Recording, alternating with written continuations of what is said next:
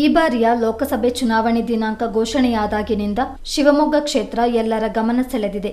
ಬಿಜೆಪಿಯಿಂದ ಹಾಲಿ ಸಂಸದ ಬಿವೈ ರಾಘವೇಂದ್ರ, ಕಾಂಗ್ರೆಸ್ನಿಂದ ಗೀತಾ ಶಿವರಾಜ್ ಕುಮಾರ್ ಅಭ್ಯರ್ಥಿಗಳಾದರೆ ಪಕ್ಷೇತರ ಅಭ್ಯರ್ಥಿಯಾಗಿ ಕೆಎಸ್ ಈಶ್ವರಪ್ಪ ಕಣದಲ್ಲಿದ್ದಾರೆ.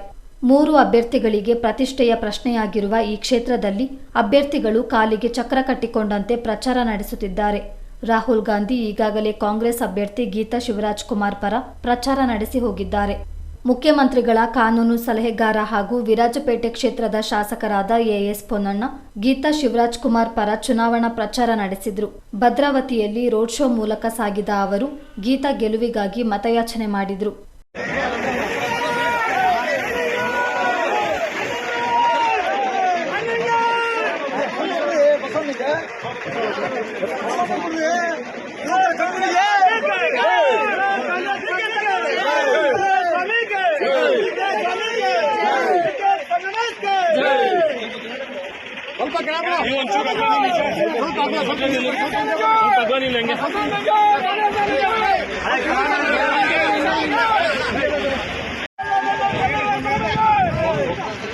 ಈ ಸಂದರ್ಭ ಸಚಿವ ಚೆಲುವರಾಯಸ್ವಾಮಿ ಸೇರಿದಂತೆ ಪಕ್ಷದ ಮುಖಂಡರು, ಕಾರ್ಯಕರ್ತರು ಇದ್ದರು. ಮೇ 7ರಂದು ಶಿವಮೊಗ್ಗ ಲೋಕಸಭಾ ಕ್ಷೇತ್ರದ ಮತದಾನ ನಡೆಯಲಿದೆ.